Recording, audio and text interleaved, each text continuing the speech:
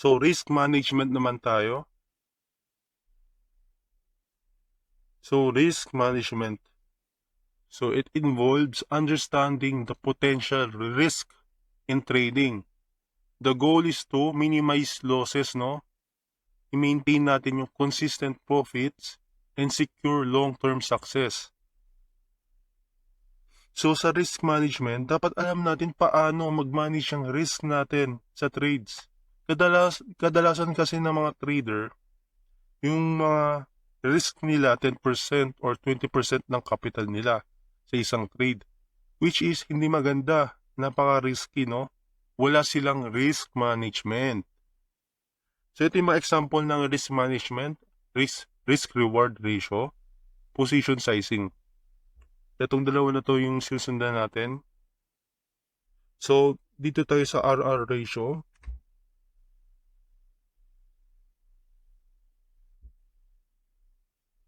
So risk-reward.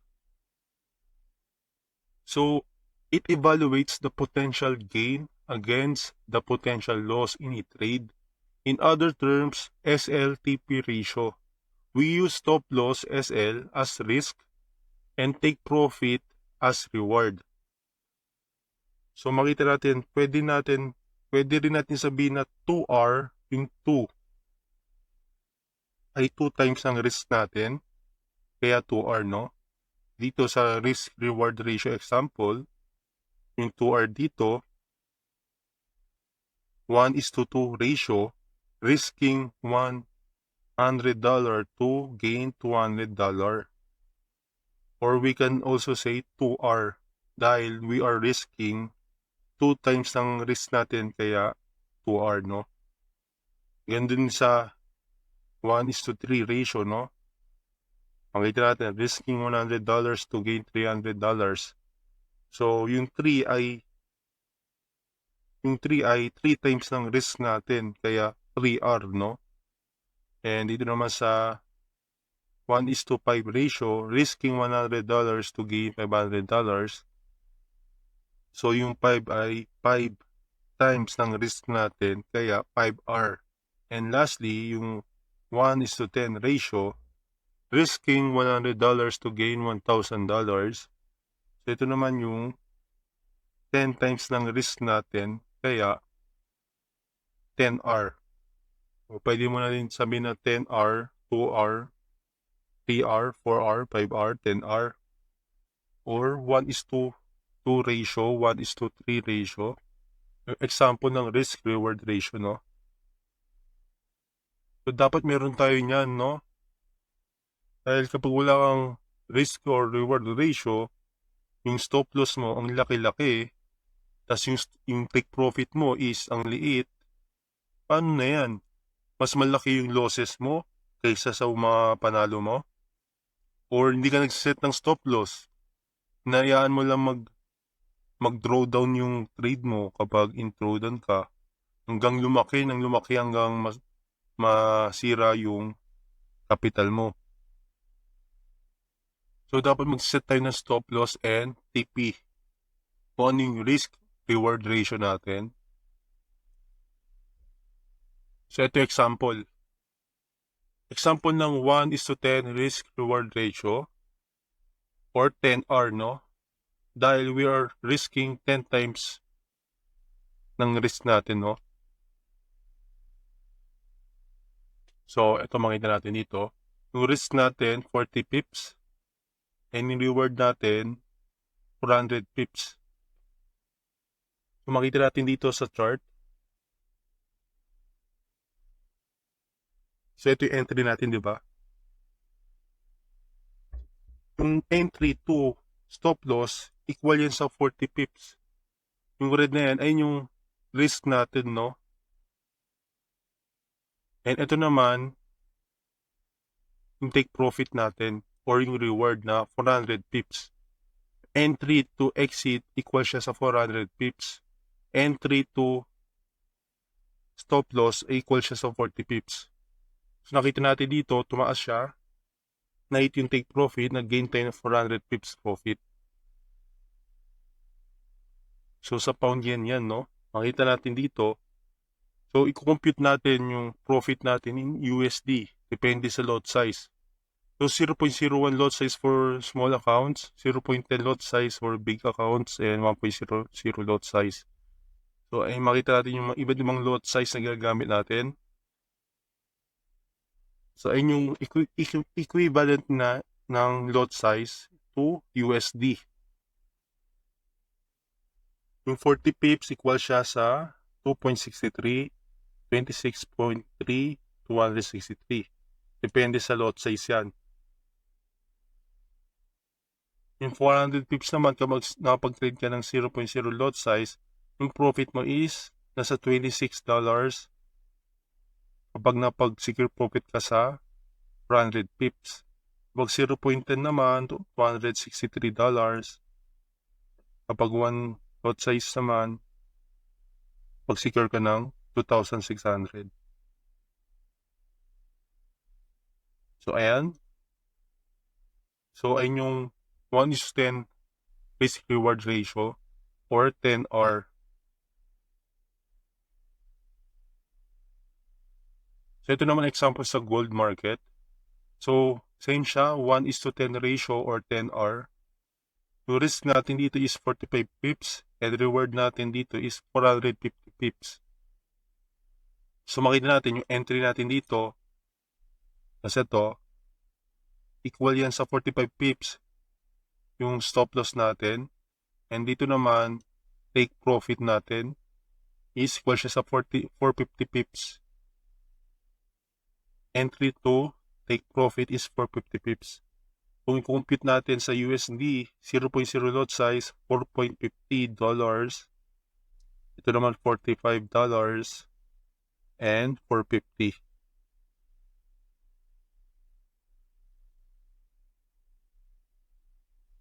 Ito naman sa 450 pips in USD, 0.01 lot size, $45, 0.10 lot size, $450, and 1 lot size is equal siya sa $4,500.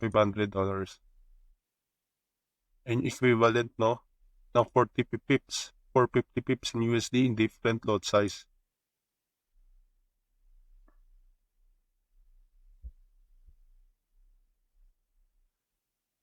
So, ayan. So, next naman tayo. Position sizing is like setting a safety limit for each trade. It makes sure that no single trade can raise more than specific percentage of your total capital. So, I recommend risking 1% or less of your total trading capital now in any single trade. So, I don't recommend risking 10%, 20% ng trading capital mo dahil mga ilang trades lang, wala na yung capital mo. Kaya tayo nag-position sizing para may safety limit tayo for each trade. It makes sure that no single trade can risk more than specific percentage of your total capital, no? Dapat alam natin kung paano mag-position sizing. Like 1% per trade, 0.5% per trade, or 2% per trade. So, dapat alam natin yan.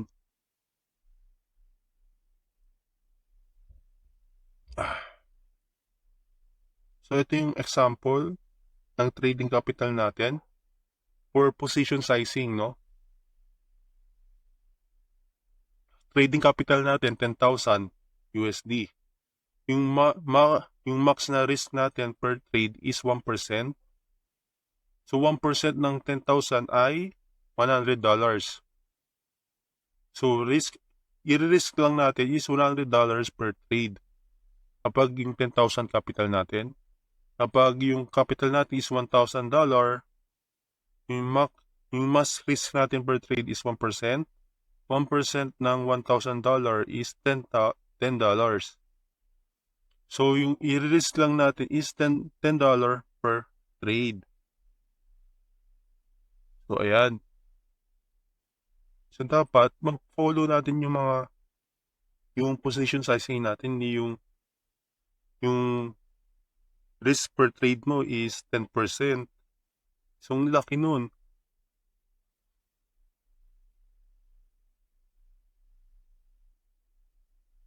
So, ito example ng probability in trading, no?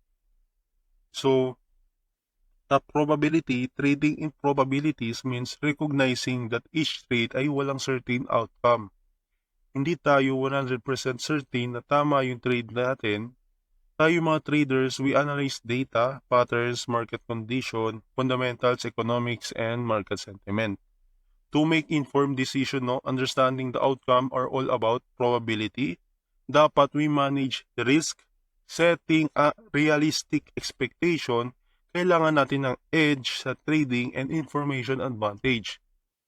So example ng probability in trading, so 50% win rate in 10 trades with 1:2 ratio or 2R.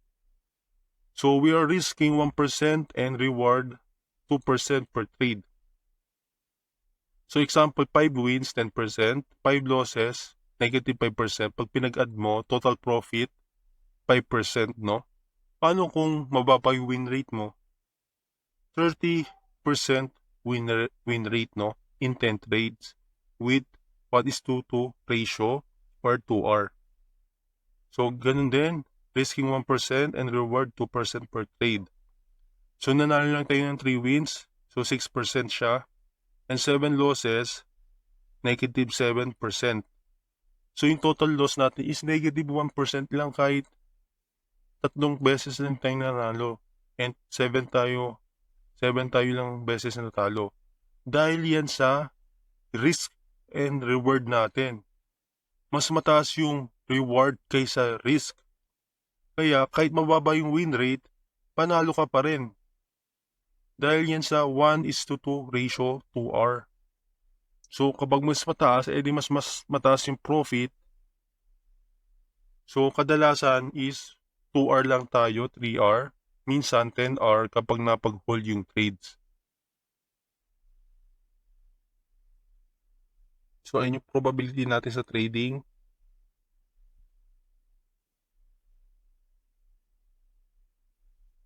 So psychology of trading. So successful trading requires a strong psychological mindset, discipline, and the ability to manage emotions effectively. So trading is a mental performance game where decision-making, emotion control, focus, and discipline are crucial. We must fight a constant internal battle in the beginning to follow a consistent process until it became an effortless habit, no, in the future. So consider this game like a sport. So where specific skill set are needed to be a performer, no? Master one trading system, understand fundamentals and economics, and make it a mission to be the very best at this craft, no? Don't be disturbed by short-term outcome, short-term profits, mabilis na pera. So, take one smart trade at a time, building success brick by brick, no? This process, no matter how long it takes, so you have to trust the process. This process, no matter how long, no, opens up a stream of opportunities sa trading natin, we know in Forex. So, dapat alam natin na sa trading, yung psychology natin, dapat alam natin yung expectation natin sa market, pag-handle natin ng psychology natin, pag-handle ng emotion, kapag na-FOMO ka, kapag natakot ka mag-trade, may fear ka sa market, hindi ka confident sa market, dapat kaya mo kontrolin yung mga emotion mo. Dahil yung market walang pakialam sa'yo. Dapat wala kang emotion, neutral emotion sa market. Dahil trading is all about probability and understanding economics and fundamentals, no? So kaya nga natin inaaral yung mga economics paano mag-interpret ng data, basahin yung mga fundamentals, ano yung market sentiment, may mga trading edge tayo para ma-minimize yung emotion natin sa trading natin dahil hindi maganda kapag nag-trade ka based on emotion. Maapektuhan yung trades mo. Kapag emotional trader ka, baka mag-revenge trading ka, ma-FOMO ka, mag-multiple trade ka, taasan mo yung risk mo. Ang daming pwede mangyari kapag emotional trader ka. Kaya dapat alam natin paano mag-handle ng emotion natin, mag-handle ng psychology natin, dahil yung market is nandyan yan. Kaya kailangan natin aralin mabuti.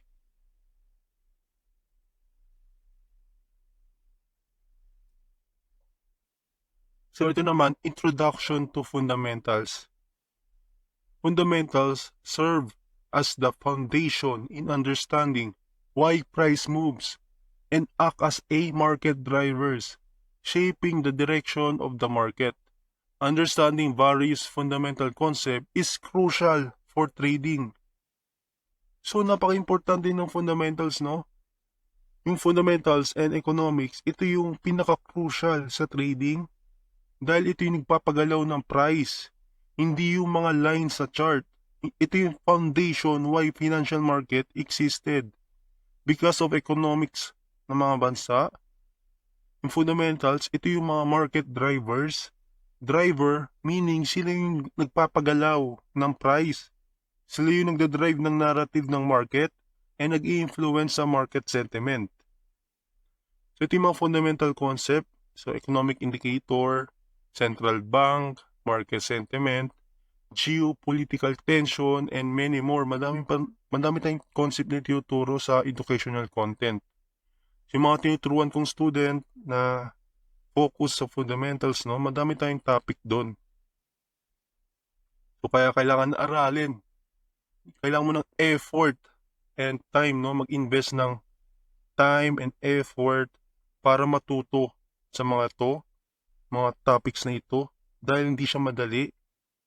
Kailangan mong aralin.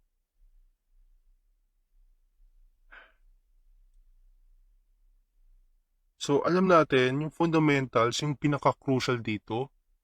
So, makita natin dito may fundamentals tayo dito.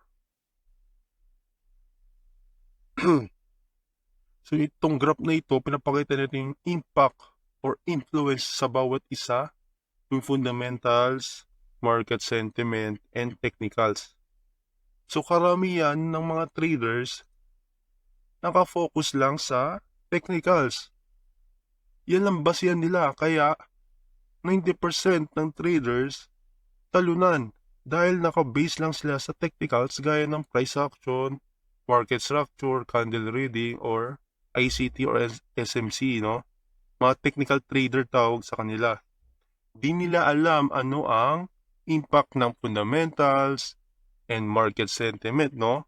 Kadalasan nga sinasabi nila, iwasan yung news trading, iwasan yung mga data report dahil hindi nila alam yung impact ng mga yan eh. Siyempre iwasan nila yan. Tapos sasabihin nila, gambling ang news trading dahil di mo naman malalaman yung impact nito. So gambling talaga yan para sa'yo kung di mo alam. Kapag di mo alam, pag wala kang alam sa bagay na yan, masasabi mo talaga ng gambling eh. Siyempre technical trader ka lang. So dapat alam natin na yung fundamentals and market sentiment is napaka-important yan bilang technicals yung papagalaw dahil yung technicals ay yung nagre-relay yan sa fundamentals and market sentiment, no? Yung fundamentals yung driver ng market. Sila yung nagbibigay ng narrative sa market kung anong direction ng market. Yung market sentiment naman ay yung mga participant sa market, no? So dapat alam natin impact ng mga to. Hindi lang yung mga lines sa chart na nakita natin, no? Sa fundamentals dito, dapat alam natin impact ng mga data report, central bank action, interest rate, geopolitical tension, or mga conflicts na nangyayari sa mundo, mga global events and politics. Dapat alam natin yung mga Dahil dito, yung nagdadrive ng narrative o nagpapagalaw kung bakit tumataas or babaksak ang price ng market. So, sa market sentiment naman, so ito yung overall feeling ng mga market participants, collective opinion ng mga tao kung magiging bullish or bearish sentiment ba. Depende sa information sa fundamentals. Example, may fundamental factor na geopolitical tension or conflict. Dahil ito nagkukos ito ng fear sa market, no? Nagkukos ng fear sa market sentiment, nagkakaroon ng demand or bullish sentiment sa gold and USD. Makita mo dito yung currency pips na gamit ko na yung bullish sentiment sa USD. So during geopolitical tension, makita natin dito sa market sentiment ng currency pips na yung USD nagkakaroon ng strength dahil yun sa geopolitical tension or yung fundamental factor na nag-impact sa market sentiment, no? So itong tatlo na to, napaka-importante. Yung fundamentals nagbibigay ng information sa market participants or sa market sentiment. Yung market sentiment naman, kung ano yung sentiment ng market, magta-translate ito sa chart, no? Kaya nagkakaroon ng bullish move sa technicals dahil yan sa market sentiment and fundamentals. So, ayan yung cycle, no? Cycle of information na dapat alam natin na hindi lang tayo naka-base sa technicals, no? Dapat alam natin yung fundamentals, market sentiment, ano yung binibigay nilang information para magkaroon tayo ng bias, no? Fundamental bias. Alam natin kung bakit tumataas or babaksak, ano yung reason, no? Ano yung fundamental reason, ano yung catalyst. Kaya alam natin yan. So yung mga educational content, mga fundamental concept natin na economic indicator, central bank, market sentiment, geopolitical tension. So tinuturo natin yan sa mga student natin. Technical concept, price action, market structure, technical tools, FX system. So and marami pang iba. And may mga market analysis tayo, no? Every week, ginagawa ko yan. And some week, so minsan wala tayong weekly analysis, no? So yung mga educational content, sa mga student ko lang yan, kung interesado ka matuto ng mga fundamental concept and paano gamitin yung FX system, mga technical concept. So may mga video tayo dyan, educational video na makakatulong. So, mga basic trading concept. So, dito, pakita ko sa inyo.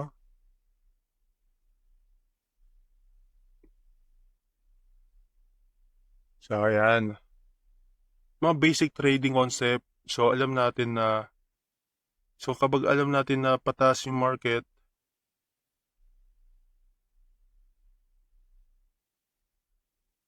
so tawag natin dito ay bullish market structure. Dapat alam natin mag-identify ng structure sa market, no?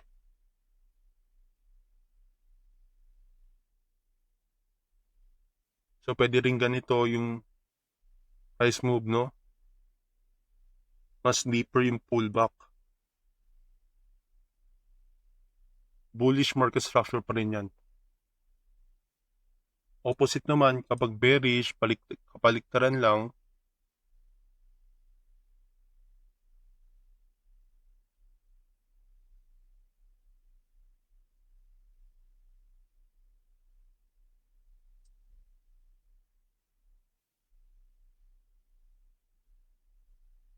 bearish market structure.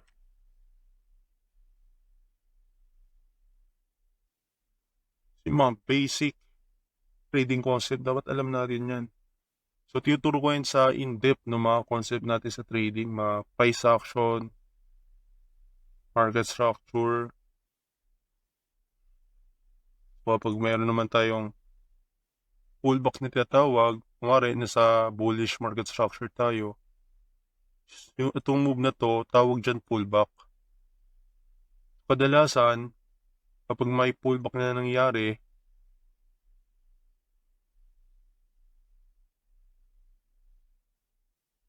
That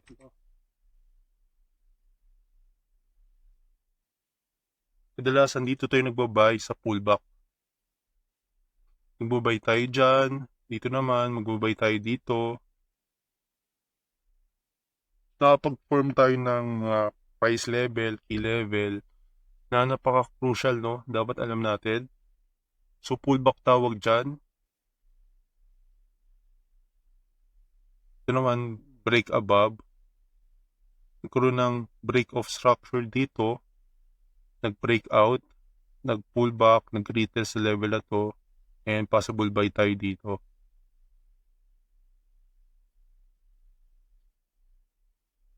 And then, kapag may mga key level, example ng mga key level, mga support resistance, supply and demand, liquidity zone, kung ano pa sabihin, ano bang terms na tawag mo dyan. So, tawag ko lang dyan is key level. So, kung paano mag-plot ng key level, tinuturo ko yan sa educational content na kung paano natin mag-plot ng mga key level, no? Kuwari, may key level tayo dito. Yung price is nasa bullish market structure. So, kapag nangyari yan, nakapag-buy tayo dito noon, diba nakapag-buy tayo sa pullback? Kadalasan, mag-exit tayo ng profit dito sa key level. Mag-exit tayo dyan.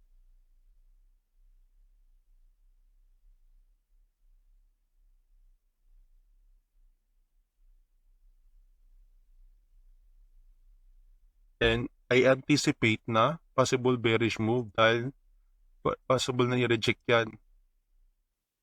Fail to create another high, form another, nag-shift yung market structure from bullish market structure to bearish market structure. Kaya nag-exit tayo dito sa mga level na yan. So, yun yung mga basic trading concept dapat alam natin. So, ito naman sa FX trading system, sa FX confirmation, ito yung may arrow na lumalabas for buy and sell entry confirmation. Hindi laging like most indicator, no? Combined with price action. So, yung mga confirmation na gamit ko sa trading system, so wala siyang,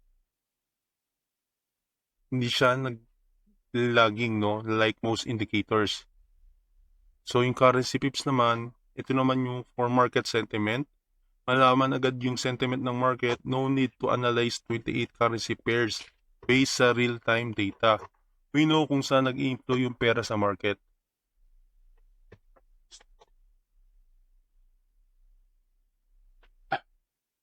So, yung currency pips, malaman natin dito yung real-time flow ng mga currency pairs.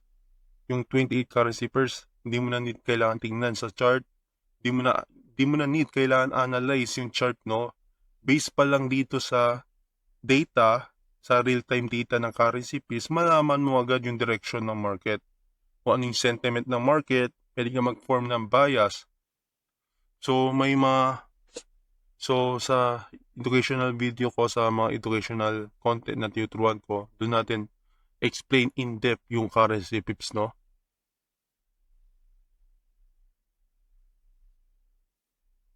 So, confluence naman, combined sa fundamentals, economics, market sentiment, price action, and market structure na tinuturo ko sa educational videos and market analysis. So, may edge sa trading and information advantage. Hindi lang basta naka-base sa technicals like most traders do. So, pagsamahin natin yung mga technical concept, mga fundamental concept na inaral natin, then, combine natin sa FX trading system para magkaroon tayo ng confluence, no? Meron tayong information advantage and trading edge. Information advantage, information sa fundamentals and market sentiment. So, may edge na tayo sa trading, no? Sa trading system na to. So, ito example, makita natin dito sa pound CAD 1 hour time frame. So, So, makita mo dyan. So, yung base currency pound, quote currency CAD. So, alam natin kapag tumataas yung market dito, ibig sabihin lumalakas ang pound. Pag bumabaksak naman, ibig sabihin lumalakas ang CAD. So, makita natin dito may mga buy confirmation.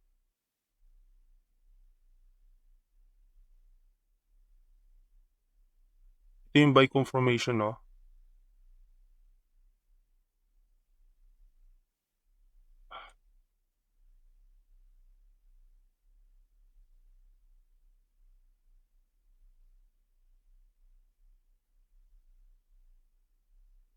So, ayan. So, mga buy confirmation na lumalabas sa chart natin or buy and sell entry. So, lalabas yan kung saan maganda mag-buy and sell, no? Kung saan maganda mag-entry and exit. And sa currency pairs, makita natin dito sa daily time frame, makita natin plus 360 bullish sentiment sa pound and CAD naman is bearish sentiment, makita natin dito. Since pound bullish sentiment and CAD bearish sentiment, kaya we can say na pwede tayong mag-buy dito. Pag may buy confirmation dito, pwede kang mag-buy dito, dito. So may mga confirmation natin para mapag-enter tayo. So guide lang to, confluence, no? Yung currency moves natin for market sentiment, real-time information, malaman agad natin dito yung inflow ng pera sa currency market. Malaman agad natin dito yung pinakamalakas o pinakamahina ng currency, no? So, ayun sa pound CAD. Ito naman sa gold. So, dito, since alam natin correlation ng gold and USD ay inversely correlated, kaya kapag mahina ang USD, ibig sabihin malakas ang gold.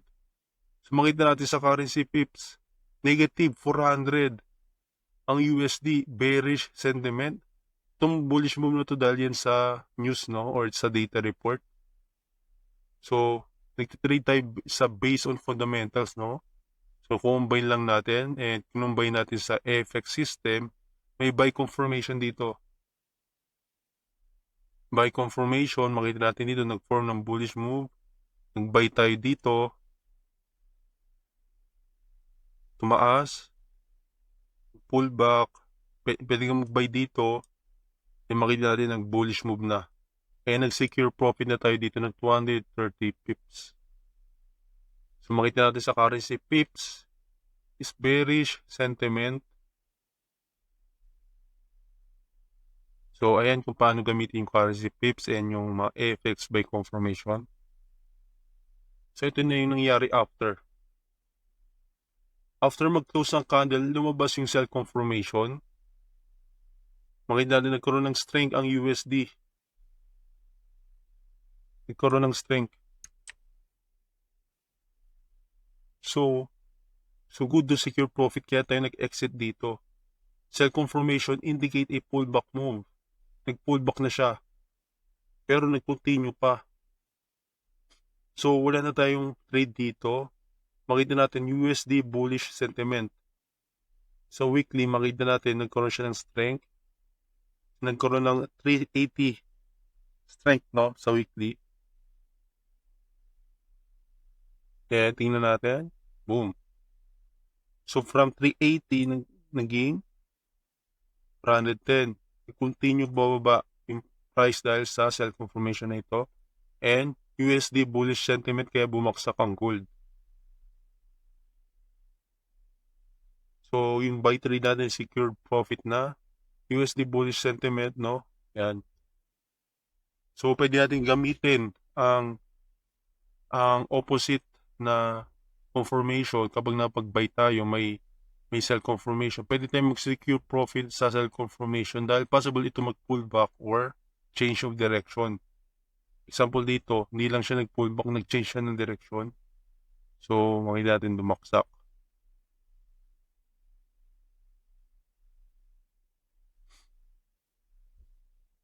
So, yung FX trading system, alam natin na yung price ng market is taas, no?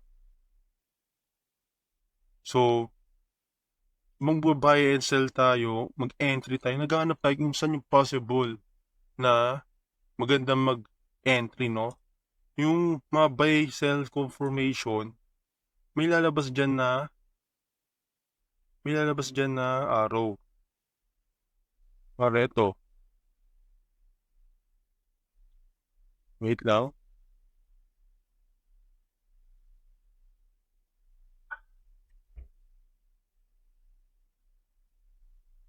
So, may mga lalabas na sell confirmation dito. Dahil maganda mag-sell dyan, best entry for sell. So, dyan lalabas yung sell arrow, may lalabas sa sell confirmation. So, kapag may lumabas na buy confirmation dito, so kapag napag-sell ka, pwede ka mag-secure profit dito dahil may opposite confirmation. Pwede ka mag-secure profit. But it doesn't mean magbabay ka din dito just because na may lumabas na buy confirmation. Kukumbine pa yun sa fundamentals, market sentiment, and sa analysis mo. Hindi basta mag-enter ka porket may lumabas na buy confirmation. So yung buy confirmation, pwede mo siyang gamitin as exit sa sell confirmation mo dito. So napag-sell ka dito, exit ka dito. So ganun pwede mo gamitin yung mga confirmation natin. So minsan, so kapag may news, no? Kapag may news, sabihin, massive move, pataas. So, for example, may massive move pataas dahil yan sa news, no?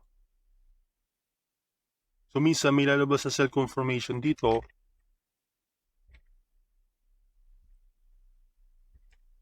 So just because may lumabas sa sell confirmation, magsisell ka. Pero may news tayo na pataas. So napaka-risky ng sell confirmation mo and also naka-base ka lang sa confirmation ng arrow confirmation. So dapat i-base mo din sa analysis mo, sa fundamentals, impact ng data report, market sentiment, kung nasa key level ba, ano yung market structure. So ayan. So kapag may malaking bullish candle, no?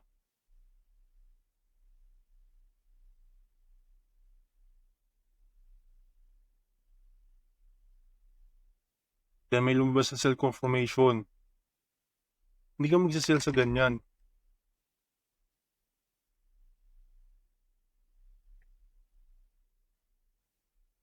Dahil napaka-bullish ng candle ba't ka magsisell? Pwede yan mag-continue pataas. Pullback lang ng konti. So yung alam natin, yung confirmation is pwede natin gamitin as guide, no? Confluence sa entries natin. So dito sa gold, makita natin yung mga buy and sell confirmation. So makita natin dito, buy confirmation.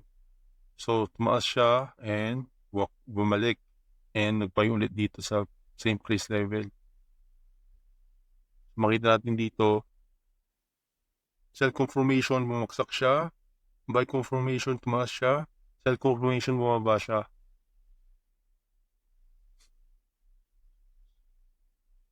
So ayan. Ito naman, example trade natin. Nag-sell trade tayo sa gold. May sell confirmation tayo dito. So napag-sell tayo dito sa next close. Nag-close yung candle, no? Napag-sell tayo dito. Yung stop loss natin nandito. And nag-secure profit na tayo dito. Makita natin sa currency pips, no? USD strength plus 244. May lakas yung USD kaya pwede tayo mag-sell sa gold.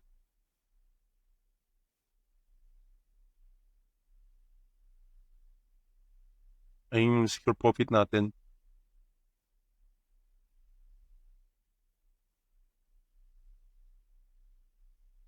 So sell confirmation to dito, buy confirmation, mali lang. So dito naman,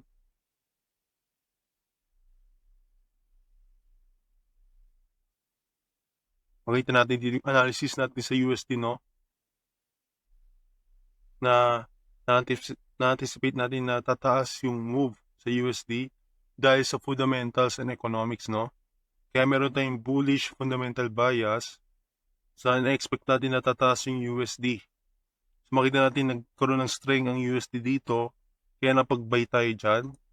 Napag-buy tayo. So yung mga fundamental driver natin, yung PMI, GDP, PCE, Fed Powell speaks, and geopolitical tension. So, ayun yung mga confirmation natin, no? Ayan, tingnan natin nangyari. Ayan, tumaas na. Makita natin from negative 229 to 426 pips. So, makita natin yung bullish move, no? Ayan yung pagbay tayo. Dahil yan sa fundamentals, no? Impact ng fundamental data, mga fundamental factor, and market sentiment, no? Dapat alam natin yan para ma-anticipate natin yung potential move, no? So makita natin dito USD bearish sentiment by confirmation sa lower time frame. So sa currency pairs malaman agad natin na nagkaroon ng strength sa USD dahil dito. Yung Tuesday pa lang bullish siya tayo, and Thursday na taas na. So dito naman opposite, no? Based on fundamentals, meron tayong bearish fundamental bias, sell confirmation, anticipate natin na tataas muna. Na-anticipate na tataas muna bago bumaksak. So, sell confirmation sa taas, USD bearish sentiment. So, na-expect natin na bearish sentiment. So, we want this negative, no, na tumaas pa. Ayan, kinati ang nangyari. Ayan, bumaksak na. Ito na yung sell confirmation na sinasabi ko. Sell confirmation, bearish sentiment. So dahil yan sa fundamentals, no, FOMC, interest rate decision ng Fed, non-farm payroll, so nag-secure profit tayo dyan. So sell confirmation na to, and currency pips, USD bearish sentiment. So negative 456. Makita natin na from negative 153 to negative 854. Laki ng difference ng currency pips, no? Negative 100 to negative 850. So, ang impact ng mga fundamentals, no, kapag alam natin, impact ng mga economics. So, advice for beginner. So, advice natin sa mga baguhan sa trading. So, recommended kong currency pairs, Euro-USD. Euro-USD yung pinaka-liquid na currency, Pound Yen. Dahil sa Japanese Yen, Pound USD, same lang sa Euro-USD, no? Euro-AUD. So, ayang apat na yan yung pinaka-recommended kong currency pairs. So, avoid trading volatile market. Kapag baguhan ka pa lang, huwag ka mag-trade ng gold dahil yung gold ay isang volatile market. Mabilis kalawan dyan. So, kapag may experience ka na, doon ka na pwede mag-trade ng gold. So, yun naman yung recommended natin. So, in conclusion, learn fundamentals and economics para may information advantage combined with my AFX system for trading edge. So, learn the basic first, mga basic terminology and basic concept, and always have risk management and manage motion.